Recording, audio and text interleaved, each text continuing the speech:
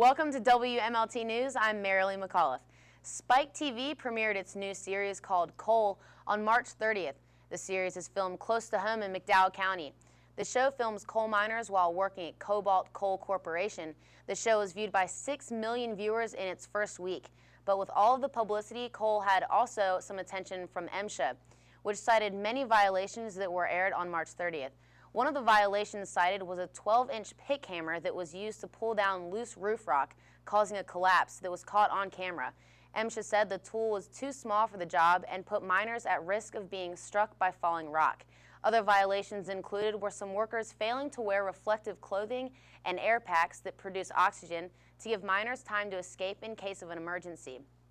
Cobalt Chief Executive Officer Mike Crowder said he won't judge the motives of MSHA inspectors, and he doesn't regret doing the show. Crowder said that the reaction to the show has been overwhelming and positive. The show also caused a surge in demand from coal buyers. Crowder said, quote, "There's so much pride, there's never been an opportunity like this to tell coal miners' story," end quote. And in other news, NASA announced on April 12th that the retiring of 4 space shuttles will go to permanent displays around the country. These 4 space shuttles were wanted by more than 20 museums, planetariums, and educational institutions. This decision was announced on the 30th anniversary of the first human spaceflight. The Kennedy Space Center Visitor Complex in Florida will receive the Atlantis shuttle after it makes its last mission in June. The Intrepid Sea, Air, and Space Museum in New York will receive the Enterprise. The California Science Center in Los Angeles will receive the Endeavour after it makes its last mission this month, and the Smithsonian Institution's Air and Space Museum in Washington, D.C. will receive the Discovery. Recently, the Southern West Virginia Tea Party held a town meeting for the Republican candidates running in the special election for governor. Our own Travis Sims has more. Hello, I'm Travis Sims. Today, I'm at the Days Inn Conference Center where the Southern West Virginia Tea Party is holding a town hall meeting for the GOP governor candidates in the special election. Let's head inside to find out what's going on. I caught up with Southern West Virginia Tea Party Chair Russell Gaither to find out more about the town hall meeting and more about the Southern West Virginia Tea Party. Sir, won't you tell us a little bit about the Southern West Virginia Tea Party and what you're doing here today? Okay, today what we're trying to do is inform the public as far as the conservative candidates running in the special election. We feel that Charleston has enough Democrats in it, and we feel like that we need the two-party system in West Virginia.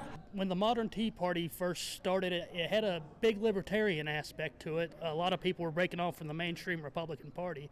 What separates the Southern West Virginia Tea Party from the mainline Republicans? I don't know that we are separated that much. This particular organization here in Southern West Virginia, what we want to do is educate, organize, and mobilize citizens who have the same core values that we do. I asked candidates Mark Sorsea and Mitch Carmichael what their plan is to free up the market and make this state more friendly to businesses that would offer well-paying jobs. We need a candidate that's going to have the political courage to take on the tough problems, to be honest with West Virginians about, our future, and just to inspire West Virginians to do better.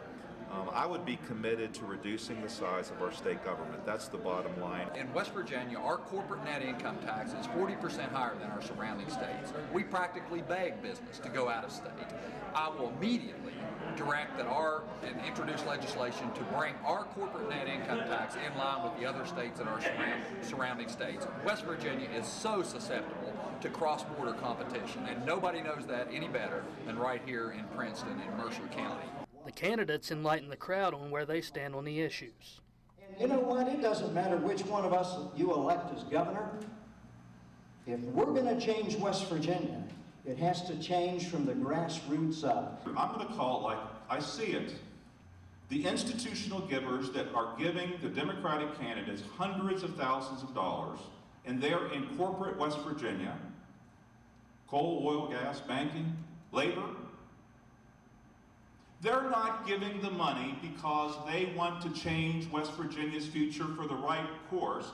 They're giving the money, ladies and gentlemen, because they want control. We absolutely have to reform the method in which we educate our children such that we return control of the education process to the local county boards of education. Can the GOP bring much needed change to Charleston? We're just going to have to wait and find out. I'm Travis Sims, reporting for WMLT. The athletic director of West Virginia University, Oliver Luck, is pushing for new rules of the Mountaineer Stadium. These rules would implement new alcohol policies along with new re-entry rules. Luck believes that the fans' behavior will be better controlled because the stadium will be able to monitor the amount of alcohol that the fans are consuming. Responsible serving practices along with vendor training will help control the consumption of alcohol.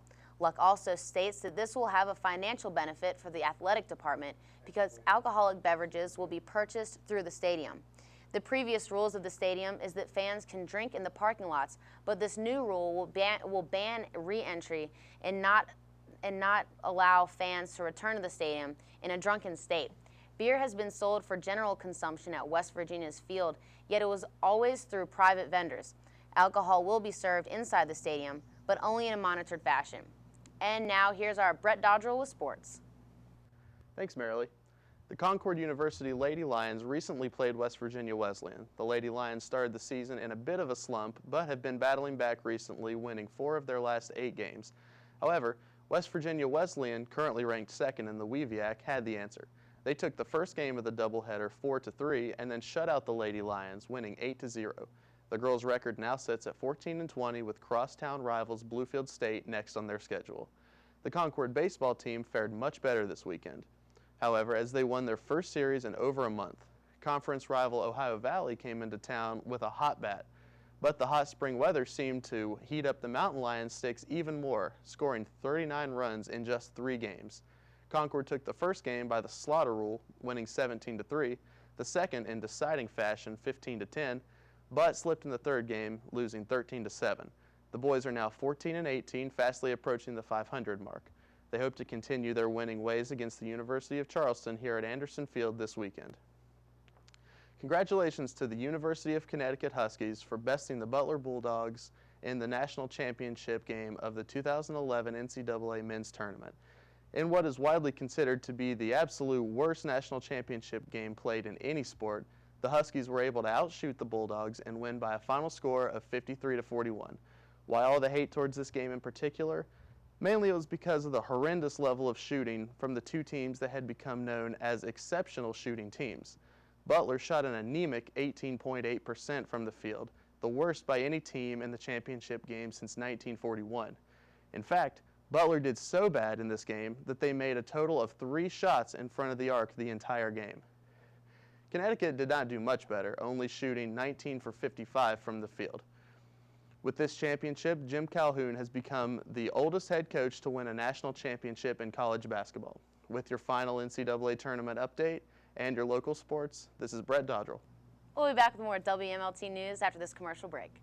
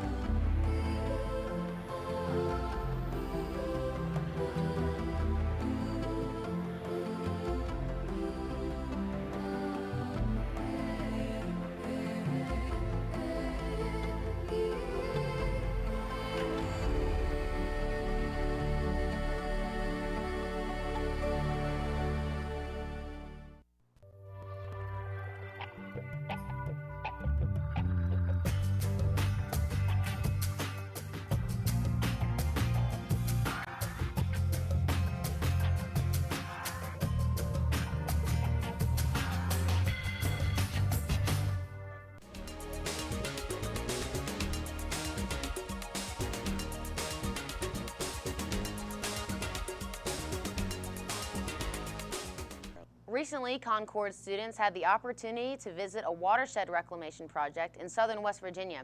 Here with more is Jonathan Klein. A watershed is an area where rainfall or melting snow converge to a single point, such as a river. The water then flows to a larger body of water, such as a lake or a reservoir. Before 1977, coal mining environmental standards were largely unregulated in the United States, and as a result, many abandoned coal mines allowed acid mine drainage to seep into local rivers and streams. and made the bodies of water uninhabitable to wildlife, such as fish and frogs. In 2001, the Morris Creek Watershed Association was formed by the citizens of the Morris Creek area, a small community near Montgomery. The association's goal is to rebuild the environment and minimize the impact of the acid mine drainage from the coal mines that have been abandoned there. The Morris Creek Watershed Association also works closely with schools and businesses in southern West Virginia.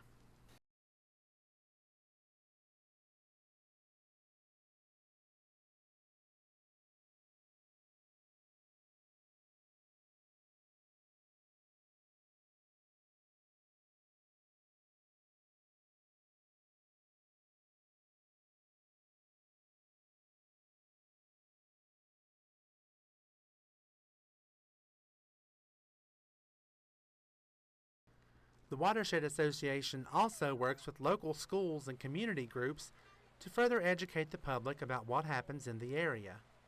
Watershed groups work in conjunction with the mining industry to help restore the Morris Creek area. Association Supervisor Mike King says that a community learning center is also in the works. In our community learning center, we want to be able to bring groups. We like to be able to house at least 10 people at a time while you're here with this educational experience. We like to have some folks who does research on different areas of acid mine drainage and things. They have a place they can stay. The association also has other projects in the works, including cleanup.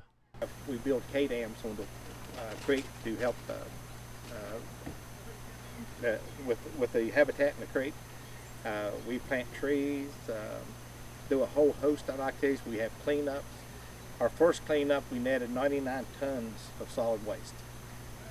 For more information about the Morris Creek Watershed Association or information about becoming a VISTA volunteer, visit the Appalachian Coal Country Watershed Team page at www.accwt.org.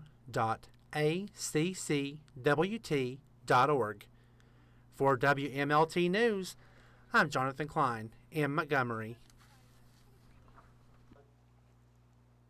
And now we're going to sweeten things up a little bit. I recently had a chance to attend the Chocolate Festival in downtown Lewisburg.